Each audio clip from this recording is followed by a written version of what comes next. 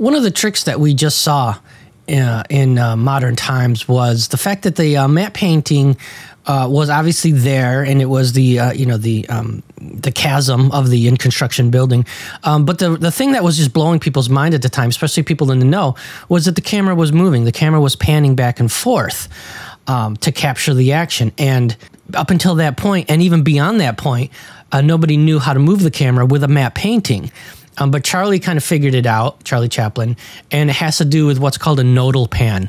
And it's a specific technique of turning the camera at a very specific point. We'll get into that a little bit later, but he was the first to actually figure that out, and he just blew everybody away with what he discovered.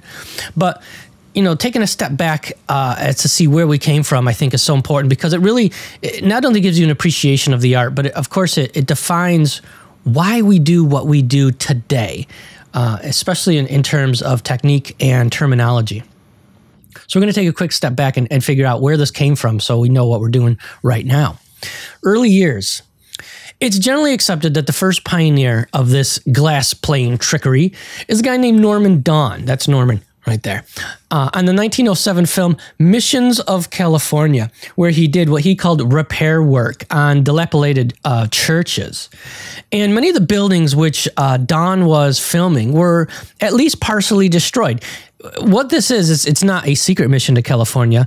Missions in the sense of churches. He was actually driving around California and shooting footage of all very old churches. But of course, they were all, in a state of disrepair. So he wanted to kind of bring them back to life a little bit.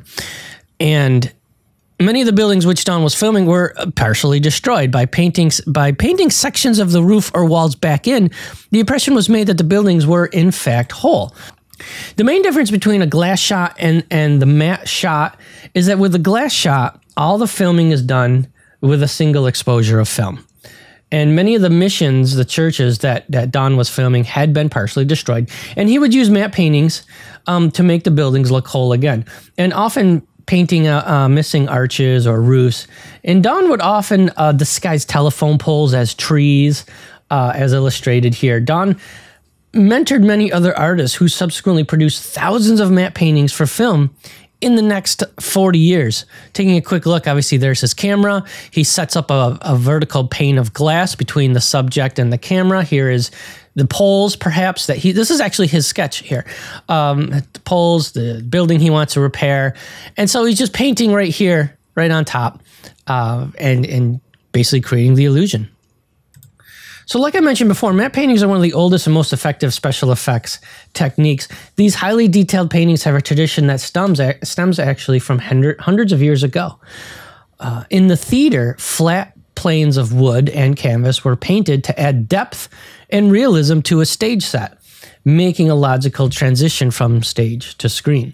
So these are actually shots of a theater, and it's a common trick to create artificial depth with flat imagery in 3D space.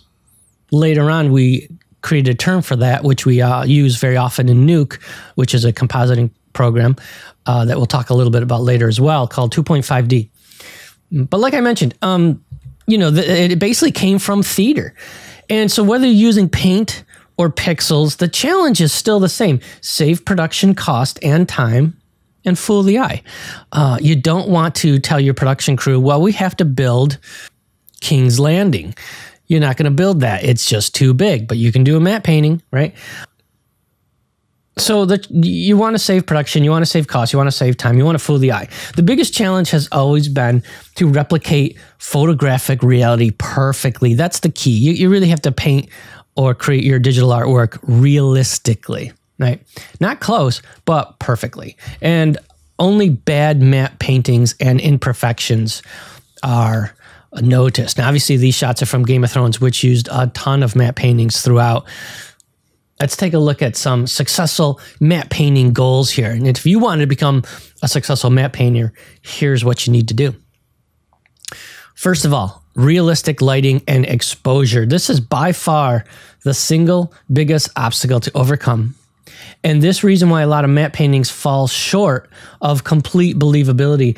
A good matte painter has a fantastic grasp on lighting, camera technology, lens, light intensity, color, direction and quality of light. As well as knowing how shadows work. Everybody knows, well, shadows just block the sun. No, there's lots of parts to a shadow. For example, there's the penumbra, the umbra, the antumbra. I mean, you really have to know how light affects the world in order to be able to reproduce that accurately. Are shadows sharp? Are they blurred? How is the umbra, the penumbra, the antumbra? How are they actually tinted? Where's the black point? Things of that nature. So you really need to know realistic lighting, realistic exposure. Another matte goal, of course, is level of detail. The more detail and work is on the focus areas of the shot. Okay, so obviously you want to put the lion's share of all the work into the areas of the frame where the audience is supposed to look. But this also serves as a depth cue because the eye will discern more detail as objects are closer than far away. Okay, so railroad tracks, cars, road textures. Here's a shot of Rick in The Walking Dead, and it's highly compressed. I apologize for the compression of the shot, but you're going to put a lot more detail, obviously, in the cars that are close to the camera than the cars much further away, as well as the road, the railroad tracks, the destruction, stuff like that. This is a famous painting from Raiders of the Lost Ark, and this was a painting done by Michael Pangrazio. Took him 3 months to complete, and he readily admitted that most of the crates in the background are just simply color smudges. This is the actual shot back here, and you're wondering, what's this big blank area right there? That wasn't never in the shot. That's what's called a holdout. And the holdout, it's a term we still use today. The holdout is where the live action photography in a matte painting is actually going to be. It's not painted gray. It's actually a hole in the glass, and you would actually have black back there, so the film isn't exposed. But this is where the warehouse worker was walking with the crate that was holding the Ark of the Covenant down the long hall, I guess aisle, and then turning into some obscure aisle and hiding this treasure. But Pangrazio said, look, everything back there, especially far back there, is really just a paint smudge, not a whole lot of detail, but it's still sold. Okay, because it's really the impression is what you're going for. Mike studied under legendary Ralph McQuarrie. Ralph McQuarrie was one of the first concept artists on Star Wars, and he went on to form one of the biggest matte painting companies actually out there, called Matte World Digital. Unfortunately, Matte World Digital is no longer with us, but they still have their website live. Somebody out there, and thank you for whoever's doing that, it keeps paying the costs of maintaining their website and paying the costs of keeping it online. And so you can go out to the website Matte World Digital and check out some incredible matte paintings over the past 30 years or so. That'll just blow your mind. Maybe 40 years now. Just really, really great stuff to check out. A third goal, match the plate. We talked a little bit about what the heck is a plate. It's what you clean, right, at Thanksgiving dinner? No, the plate in visual effects is the footage, okay? It's the actual footage that you're working with. And obviously this goes almost without saying. If you don't match the original film photography, it's not going to look integrated, and it's going to be an obvious fake, okay? Here's two shots from Hitchcock's Vertigo. Apart from the obvious matte lines that are going around Jimmy Stewart's head there, you need to match the luminosity and the saturation levels from your painting to the plate. Okay, here's another from Vertigo. And does it have enough detail? Does it have enough noise or grain or imperfections? Or does it look too much like an illustration or a painting? In my opinion, this looks far too much like a painting. Is it a successful matte painting? Well, in my standing alone by itself, no, it's not a successful matte painting. As you can see over here, this is the footage, and this is the footage over here Okay, and then this is the painting, and you know there's a lot that goes into making this match. You need to mimic film grain. You need to mimic detail and saturation, and everything. And this just it looks, especially in the shadow area, it just looks a little bit too much like a painting, especially over here in the windows and everything. So you know, even on incredible famous paintings and famous movies that Alfred Hitchcock produced, Alfred Hitchcock was not known for the greatest visual effects and special effects in his film, but his stories and his characters were so engaging. Everybody gives him a great pass, and rightly so, because he is one of the greats. But apart from obvious matte lines, luminosity, saturation levels, you really have to make sure that it actually matches. Here's a newer one from Indiana Jones and the Temple of Doom, came out in 1984. One thing you may notice here, this is the actual plate. This is on set. Okay, over blue screen. These rocks, these are all on set, and of course Indiana Jones. And this is the painting back there of the little village in India before he goes on to Bangkok Palace and finds the Temple of Doom. But as you can see, look at the warm tones of the footage that Spielberg shot, and look at the very cool tones of the matte painting. Look at the obvious matte line right here. Okay, so there's a major discrepancy going on here. Now, maybe they thought, hey, let's keep the tonality here a little bit different to draw the eye over here. If Indy and the rocks were painted very, very blue, you might lose them. And of course, the focus of the shot is paramount. But I think a little more integration, I think, could have been used, maybe a little more warmth in the mid-ground rocks to kind of help this in, of course. And the matte lines, obviously, is a dead giveaway as well. But a shot like this shows you that, yes, it's a matte painting. And it takes a lot of work to actually get this perfect. But you can clearly see the less than optimal integration of the live action rock, et cetera, et cetera, et cetera. So besides the matte, you got to match the saturation, the lighting, the hue, the detail, even defocus. You got to match all that. Another goal, of course, have some moving elements. That's really big. Sell the image with something that moves, because paintings don't move, but matte paintings should. Okay, so fog, wind, water, glare, animals, fire, smoke, whatever, goes a long way. Besides any potential talent that has to be in the shot, when I say talent, I'm talking about the actors. Additional practical shot elements are often used.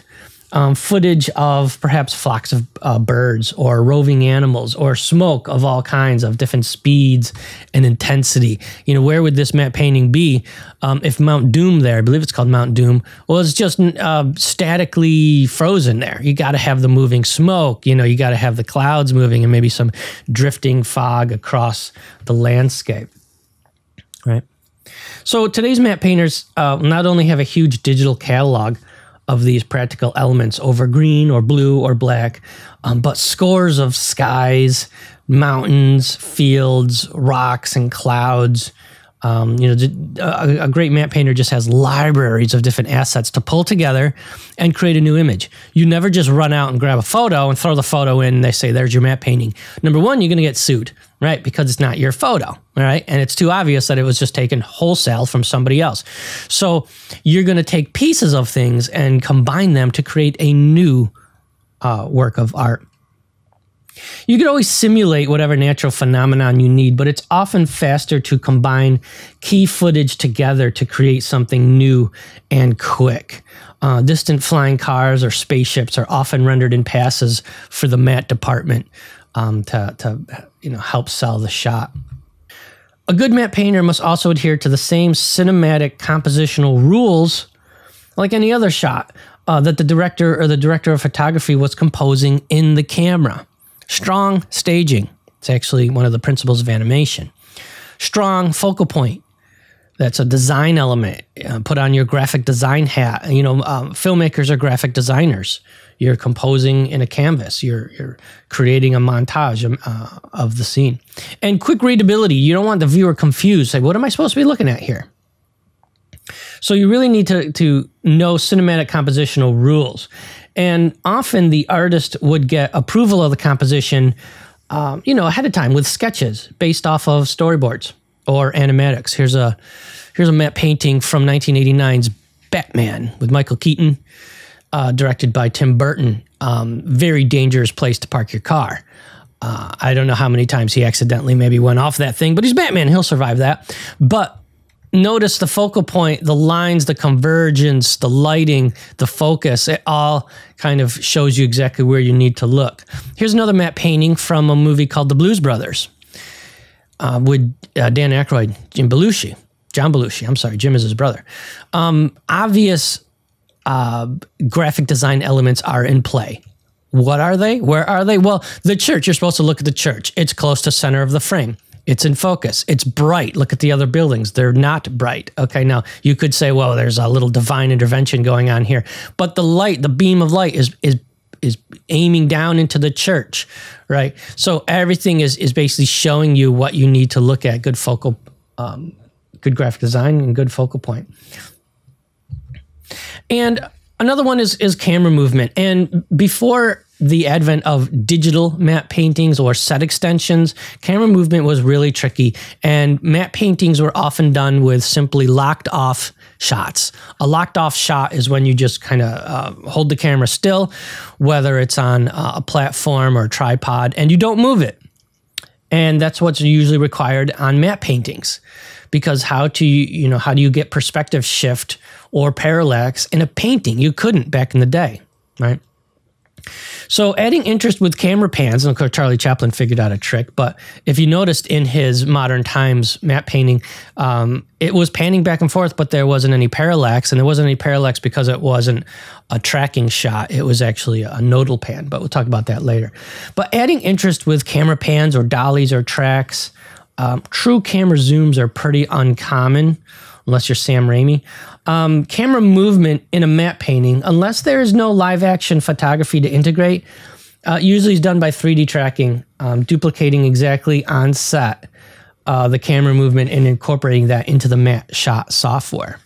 This is a shot from Martin Scorsese's Cape Fear, right here with a very young Robert De Niro coming out after getting out of prison.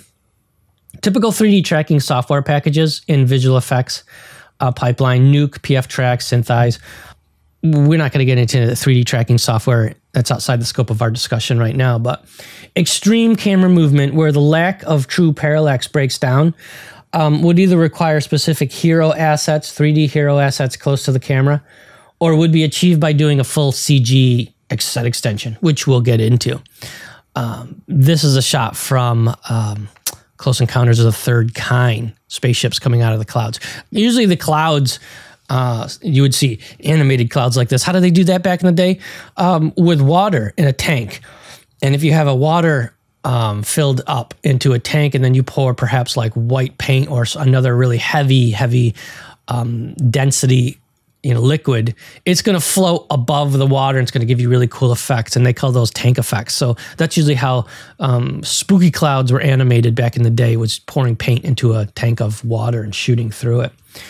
We'll get to that in a bit.